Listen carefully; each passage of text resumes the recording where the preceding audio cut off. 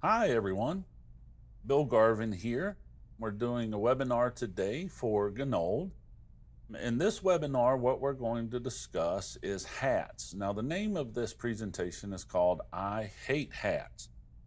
As most of you can probably relate, embroidery goes well all week long until you get to that whole order of hats that you got to do. You've been putting it off for a couple of days because you know the issues you're going to have and the struggles and trials and tribulations. And the joke I use is, when you do hats, make sure you have a curse jar sitting right beside your embroidery machine. That way it'll be full at the end of the week and you can take your family out to dinner. Okay. I Hate Hats, we're going to discuss pretty much everything from the techniques of the digitizing for doing this correctly, as well as the hooping techniques for your hats and your cap frames, adjusting your speed and things correctly. I'd say over the last few years, this has probably been the number one seminar that I do at all the industry shows around the country. It always seems to draw the biggest crowd. And sometimes if I have a class of 75, 80 people, there's usually only about 3 people that raise their hands when I say, do you love hats? And they're the ones that could probably be teaching the seminar just like I could. Okay. They've been doing it long enough and everything else. All right.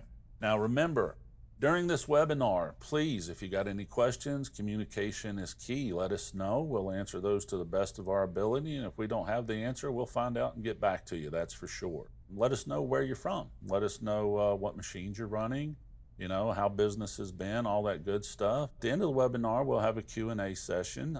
Remember, we're going to be doing door prizes. So if you're attending, you'll be eligible for those, as well as discount promotions and specials that they're going to be doing, as well as just a thank you from Gnold for attending. Okay, 4 steps to success for the hats. Okay, the basics. Is it a hat? And that's actually an important question that we're going to cover here in just a little bit. It sounds like a rhetorical question, but there's some things that people try to embroider that should never be treated like a hat. Digitizing, hooping, and speed. Normally I tell people if I have to break these down into a percentage, if you get those 3 things right, you can be successful running hats. 95% of it is in the digitizing. That's how important the digitizing is when running a hat. Okay. So the basics of the hats themselves. Okay. Variety is the spice of life, and every customer you got wants a different style or type of hat. Here's what I've learned over the years, or should I say decades, of embroidering hats on different brands of equipment. Okay. Single heads to multi heads. Thousands of customer shops that I have personally been in since I've been running my own technical and service company for the last 12 years. There's a lot of hats to choose from. Okay. Some embroider way better than others. But these are the rules that I've come up with personally myself that everybody seems to ignore, and I'm just as guilty as everybody else. I always ask my customers when I do the classes, I'm like, what's the number one thing everybody does wrong on a hat? The number one thing. And normally, other than the jokes of trying to do them, nobody gets this answer right. And it's the most obvious. Almost every customer you have or every sales rep you have selling your products, what they do is offer too much information. The number one thing done on hats is sewing too big. Hats are limited in the size and the information that can be placed on them. So yes, every customer you have wants the Declaration of Independence written on the front of a hat, but only the Bill of Rights will fit. Okay, so keep that in mind when I explain these numbers to you. If you're dealing with the low profile or unstructured hats, these are the hats that are floppy. They don't have structure behind them. So whether it's a 5-panel or a 6-panel or, a new Nike, cool mesh cap or whatever, those are really fun to embroider, by the way. And we'll touch base on that and when we talk about the backing and stabilizer choices. All right. But on these hats, if you keep your design at 1.8 inches or smaller, it will always work size-wise. Okay.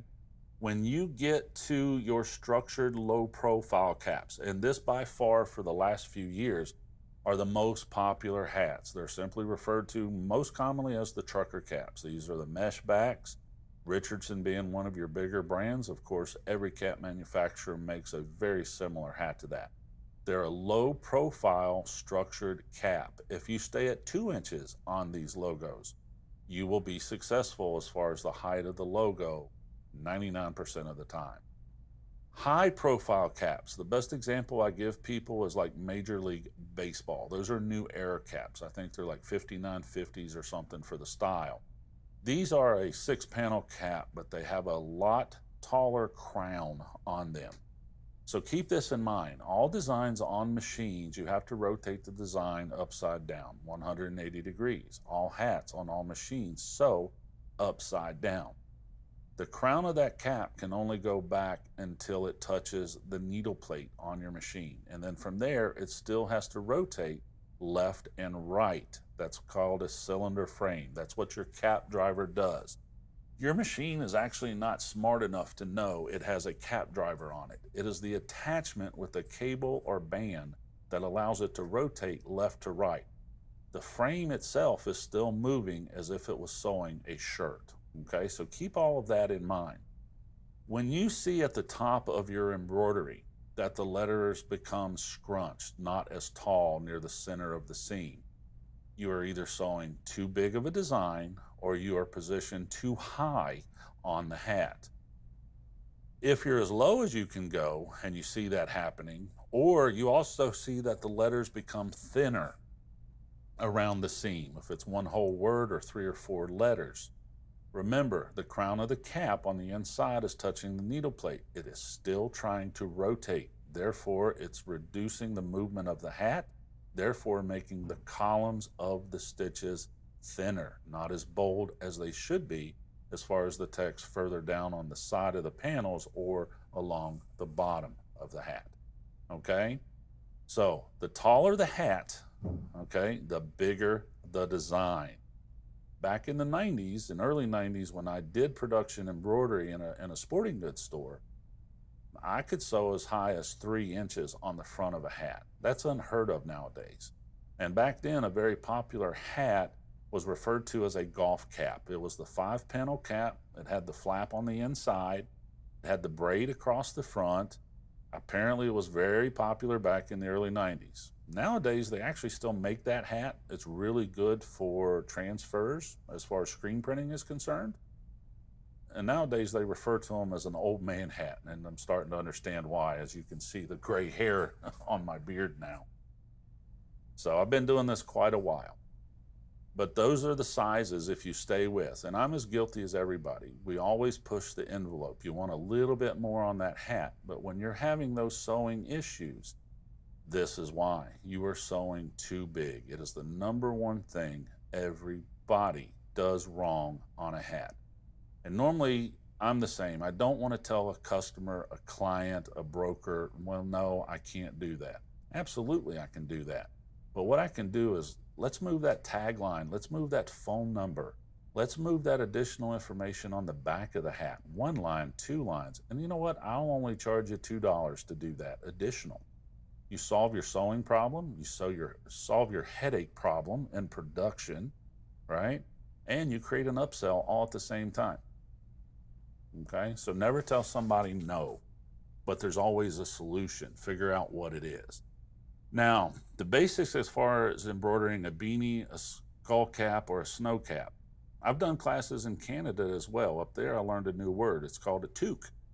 A toque is the name of a beanie, cap, in Canada, okay?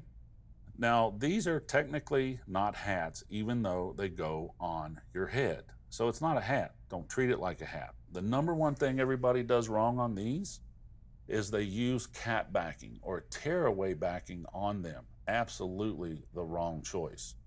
Use either your 18 centimeter, 15 centimeter hoop that comes with your machine, or if you got the 5.5 inch and the magnetic hoops from Hoopmaster, they work amazing. Use 1 or 2 sheets depending on how many stitches or whether you're doing 3D puff on there, okay? Conventional 2085, okay, 2.5 ounce cutaway backing. all of the backing has to be inside of the hoop, but not the entire beanie. You can hoop just half the beanie if you want to. Most of the time, also, you want to add solvay on top of that. Once again, inside the hoop, not floating or laying on top, because it'll bunch up underneath the embroidery, and once it dissolves, if it gets washed, those stitches become extremely loose. You will have the best sew out and results if you sew your beanies flat. It's not a hat. Use cutaway backing, not tearaway backing. Put solvay on top, and they'll sew as nice as any shirt that you hoop with a 360-degree hoop all the way around, okay? Also on these, think about it. If you're in an 18-centimeter hoop or the 5.5, they will stretch out a little bit, okay? And they'll embroider. So when you take them out of the hoop and you cut your backing, they'll kind of want to cup up on you a little bit. I say no big deal. I've never seen a customer in my life walk around with a beanie cap in their hand and show it to me and say, why is this rolled or cupped up? Not once. The only time I ever see that logo, it's on their head, because when they put it on, it stretches right back out and looks as beautiful as it did inside of that embroidery hoop. Okay, so remember, don't sweat the small stuff. Okay, don't be too hard on yourself. All right. Now, digitizing by far is the most important step.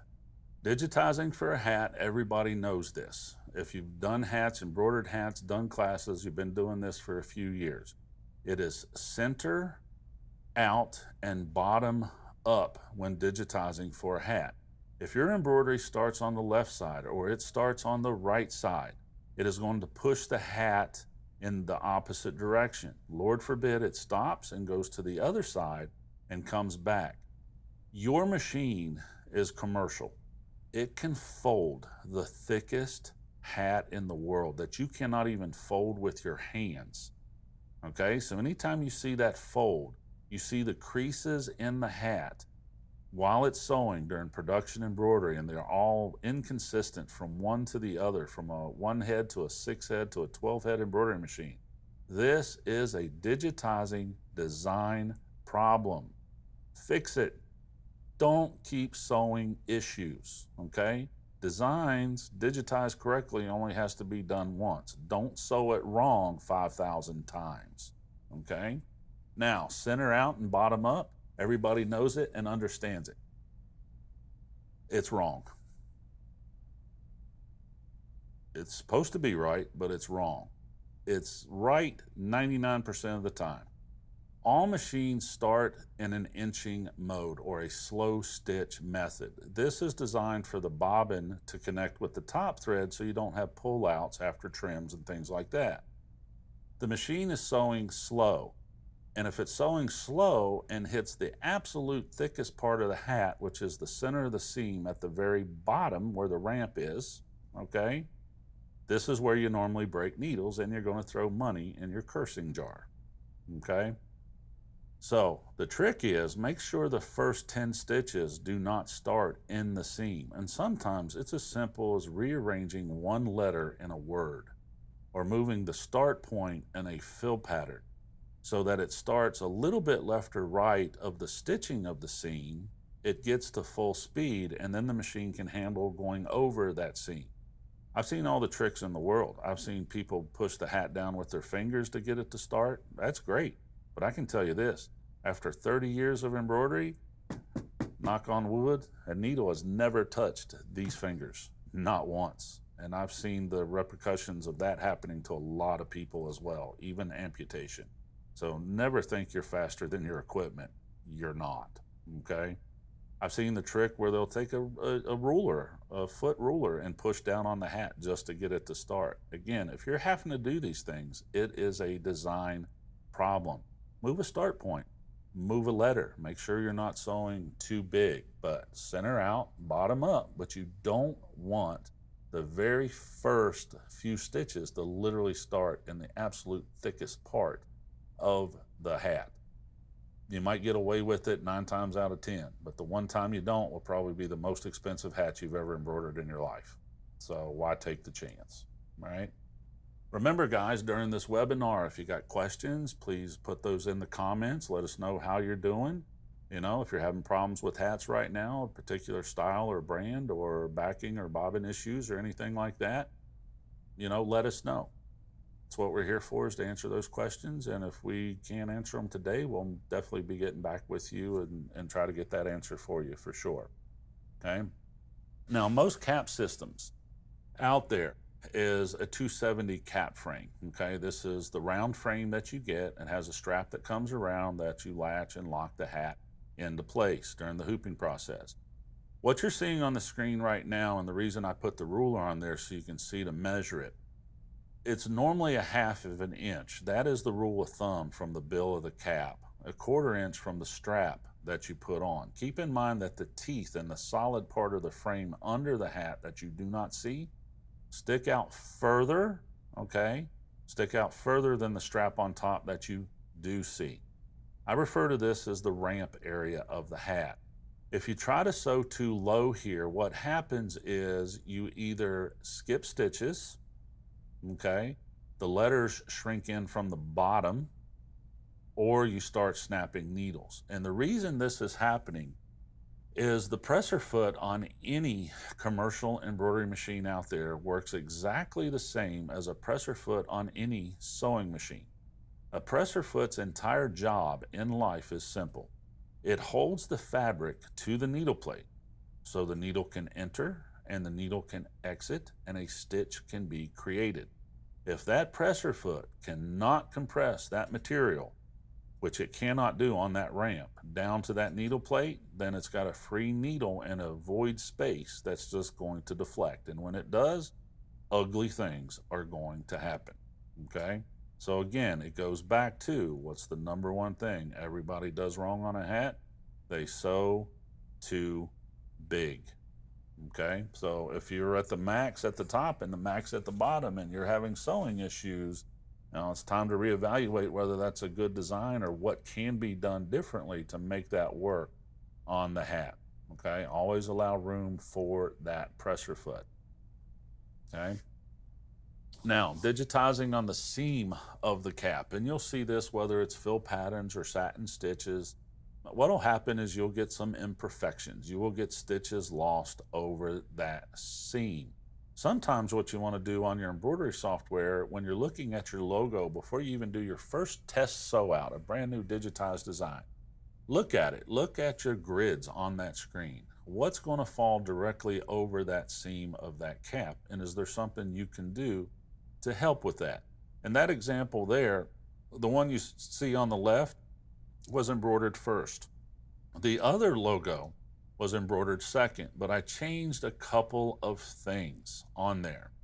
One was, if you look at the letter B, where the arches are on the first logo, those arches are getting lost in the seam of that cap. So they look thin, not as bold, okay, as the rest of that lettering. What I did was I literally moved that lettering over at the bottom, probably not more than about 2 millimeters. And it's not obvious. Somebody in class one time said, well, yeah, I can see it. And I was like, well, there's the door. Because you can't tell that. Okay, the slightest adjustment in the world can help solve a problem like that and then make the next 50 hats look amazing. The other thing I did was I used the satin adjust setting on the machine.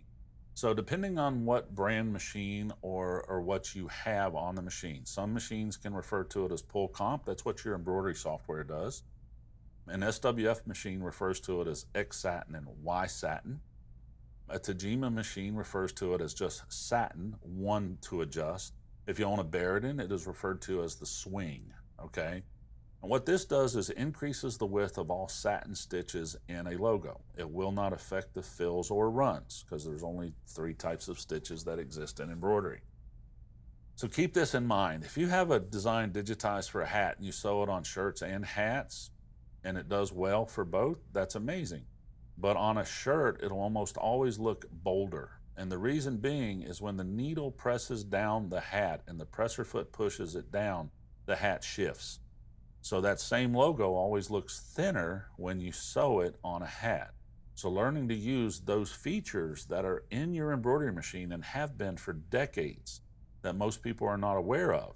Change your X and Y satin one time, change your swing, and watch what happens. So in that difference in that logo, it solved a couple of issues. I increased the X and Y satin by a factor of 2. And those numbers normally represent tenths of a millimeter. So I just told it to be 2/10 of a millimeter bolder. I didn't go back to the digitizer. I didn't wait for an edit for 12 hours or 2 days. You know, all I did was I moved that one word at the bottom to the left, maybe 2 millimeters. I increased the X and Y satin adjust on that machine and ran it again, and you can see the difference. It's almost night and day. The pull comp, or that satin adjust, did 2 things. It made it bolder. I don't know about you, but anytime I embroider anything, bolder looks better, all right? Just ask my wife. I'm a pretty bold guy, okay? All right? Now from there, it also did something else. On hats, you're trying to utilize closest point connection. You want to minimize those trims, especially at the bottom of a hat over near the seam of a hat. We don't want to have issues with tails or pullouts or not connecting or anything because of the thickness of that seam.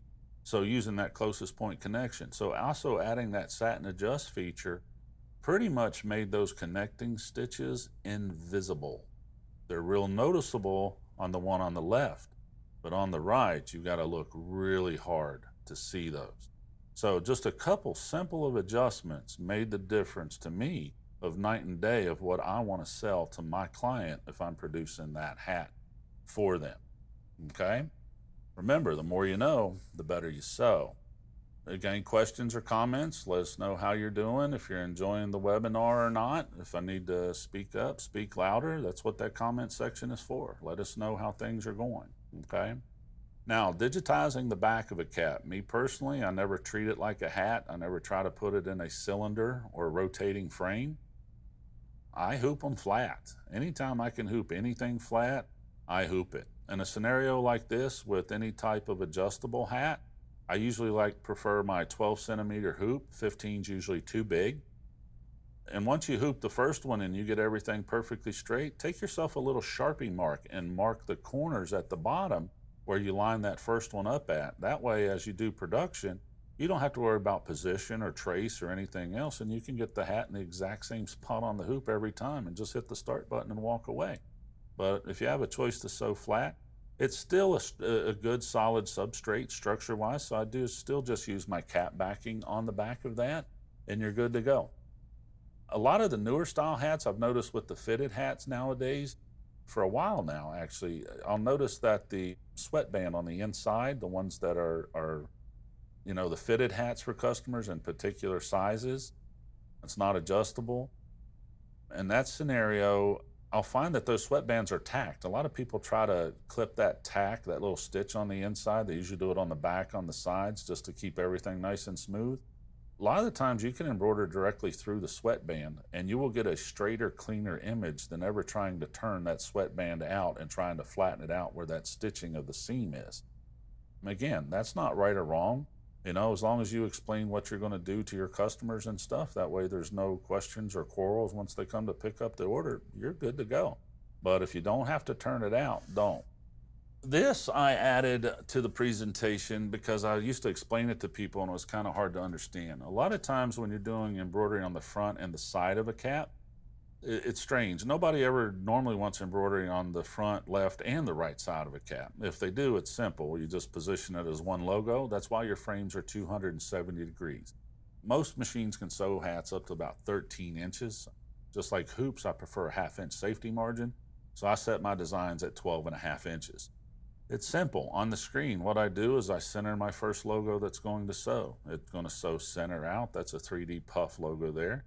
Okay, I'm going to pull my foam, stop my machine. It's going to rotate around. It's going to sew the American flag. Now, what I did on the other side of the hat, which would be the right side of that cap if you're wearing it, is I put what's called a ghost stitch. In a ghost stitch, I just click 2 or 3 points with a run stitch that I won't even sew, and it's the last color in the logo. What this allows you to do is center the logo on the hat. If not, you're trying to figure out where that center is halfway between the panels from the center and the left side of the hat. What most customers do, believe it or not, is they just treat the side of the hat as a separate design. So what they'll do is they'll do 48 hats with the words bandits on it. It's done, it's finished. Then they'll rehoop, rotate the frame around, sew the first American flag, and then rehoop the other 47 hats. You do not have to do that with the 270 cap frame. It can all be sewed as one hooping and one job and cut your production time by at least 30%, if not more, okay?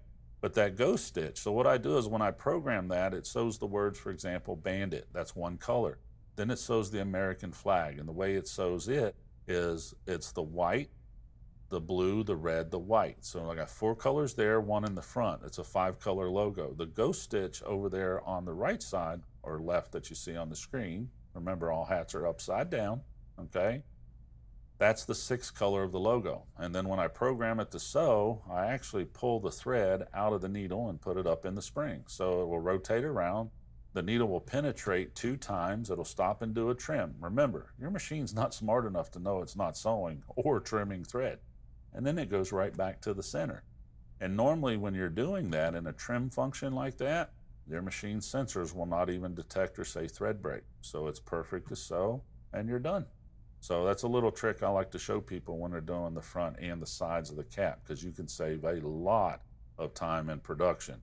Because if you're busy, like most of my customers are, you could already be on to your next job, make an extra $300 or $400 this afternoon instead of just resewing the same 48 hats all over again. You know, if you've never done that before, you got plenty of scrap hats laying around your shop, by all means, practice. All you gotta do is position some logos on your computer screen, save it, rotate it, trace it, sew it, and you'll see how it works, okay?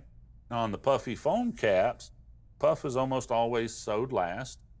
I use the Gorilla Tape myself to hold the foam into place when I'm embroidering, and the finishing and cleanup tools for puff is a heat gun and sharp tweezers.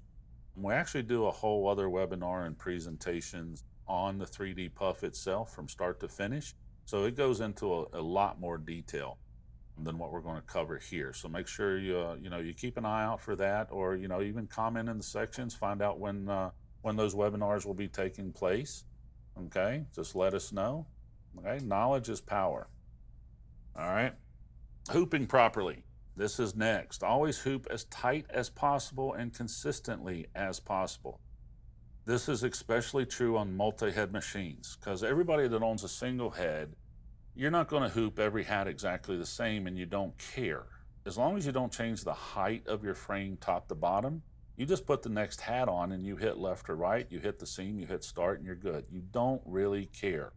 But on a multi-head, if you got a 6-head machine, you got to be really good and consistent at getting that hat centered on the seam and centered on the frame on the machine, okay? Now, if you're not real consistent with it on the machine, what you want to do once it's locked into your driver system, the cap driver on your machine, what you can do is unlatch your buckle or latch on the side, but don't unbuckle it. You can shift slightly and lock it right back into place. That's a little trick you can do during the production or during the embroidery and production process. The thing about hooping tight though and consistently, and I run into this a lot with people and their cap frames, is they don't adjust them properly for different styles of caps, which you'll see here in just a minute. There are different style cap drivers out there in the industry. They all do the same thing. It simply allows your machines to rotate and become a cylinder in the x-axis direction. The pantograph is still moving forward and back. It is still moving left to right. The machine does not, even if you put it in cap mode, that is just normally rotating a design or setting limitations. Your machine does not know it is sewing hats. It is the driver that allows this to happen. And anybody that's been in the embroidery industry, just got in the last 10 years, you got it made, because cap driver systems now compared to what they were back in the 90s and early 2000s were humongous, large, cumbersome. People would not do hats on a daily basis. They would save Fridays for hat day because it would take them 30 or 45 minutes to convert their equipment over from flats to hats. So if you're just recently in the industry, you're lucky that you didn't have to deal with the older technology of doing hats, okay? Choosing the right tools for the job. If you notice, I got like a small 5.5 millimeter box wrench there. A lot of machine standard are 7 millimeter, okay? A Phillips head screwdriver. If you got some older equipment, you'll find that older machines usually came with two plates. There's one for sewing flats and one for sewing hats. The hats are a little higher raised on the center insert. They're usually flared out like a cone to allow for a little more deflection of the needle. Okay, so keep that in mind if you got some older equipment out there. Now, adjusting the hat properly, okay, it all boils down to the sides of the strap. This is where you can either loosen or tighten the strap to make it tighter when you hoop. And what you want to do when you're doing that, the trick I tell everybody, how you test yourself or anybody working for you or helping you, even if it's your husband, okay? What you're going to do is grab the hat with one hand, the bill of the hat, grab the inside of the frame with the other, and you're going to pull and twist and see if it slides apart or comes apart. If it does, your frame is not adjusted properly for the thickness of the hat that you are doing, okay? Think about this. When you embroider flats with your standard 15 centimeter hoop that comes with your embroidery equipment, those are compression hoops. You adjust it, you apply your backing, your shirt, and you push, so everything is nice and tight and becomes a drum. It is hooped 360 degrees all the way around. A hat only hoops on one side. So how important is it, do you think, that it has to be tight? We don't want the hat to shift. We don't want the strap coming forward and snapping needles or bending presser feet, or you even break the straps on it. I've seen that happen. And your frame is completely adjustable for any thickness of hat that you want. Okay, so if you haven't done that before and you went from, Richardson 112 caps to wool blend caps that are a lot thicker, to unstructured caps, or even now those Nike dry fit hats that they have, you really have to adjust that frame as tight as it can possibly go. And then on top of that, on those hats, I even add additional thickness where the teeth are in the seam of the bill. I either do that with the cardboard that comes on the inside of hats that is a throwaway. Do not embroider the cardboard. Okay, I know you did it by mistake once and it worked really well, but it destroys needles, so do not do that. Ganold makes excellent cap backing, okay? I think they make it in 3 and 3.6 ounce. My personal preference is the 3.6 ounce. My personal preference size is I think it's the 4 by 15 inch, in case I want to do the sides of the hats. If I don't, I snip it in half and I got backing for the front of my hats. Not right or wrong. Everybody has their own backing choices that they prefer to use.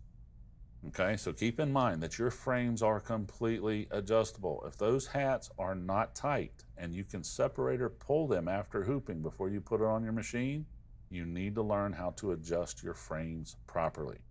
Okay, now the gauge or the hooping device, without this you're not going to be successful. This matches the cylinder on the cap driver that's on the machine that rotates with the either metal wire or strap that rotates it left or right in the x-axis.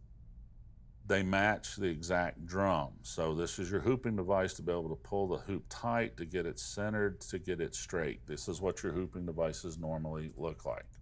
Okay. Curve the cap backing. There's an example I show people. Your cap gauge or hooping device is round. Okay. Your cap frame is round. Your hat is round. Your cap backing is almost always flat. Roll it on the edge of a table. It curls like a ribbon at Christmas time, and then it fits perfectly on your hooping device. It's easier to keep it from shifting or coming out or anything else. Now, on the unstructured low profile caps, or even those Nike dry fit caps that I was talking about, the trick with those is always use 2 pieces of backing. Not 1 piece, but 2. Think about what backing is and the purpose of backing. The definition of backing is simple, okay? Backing is designed, okay, to make an unstable material more stable, okay? So it can hold better stitches, hold up better for wear and tear, washability, wearability, the whole thing. We'll actually be doing a whole other series seminar on backing and basics as well, from everything from hats to shirts to dry wicking materials. So, keep an eye out for that as well. Don't forget to ask your questions. Don't forget to comment.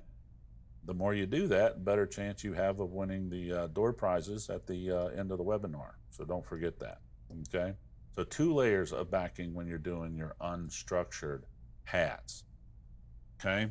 The strap has to always be in the seam of the hat from one side to the other, always. It cannot be left out. If it is, there's a chance the hat is going to slip or the strap could slip, but more importantly, it may not be straight. So you're embroidering, everything is great, it's amazing. You take it off, you go to do your cleanup and you look at it and your logo is literally setting at about a 20-degree angle. It doesn't look very good at that point. So always keep everything straight, okay? Sides of the cap. Now, most of the time, and I'd say 95% of the time, if you do not get the sides of the cap in the strap, it doesn't matter. As long as it is hooped nice and tight, okay, it does not matter. I have a habit of doing it every time for a couple of reasons. One, it adds thickness to the hat, so it holds better.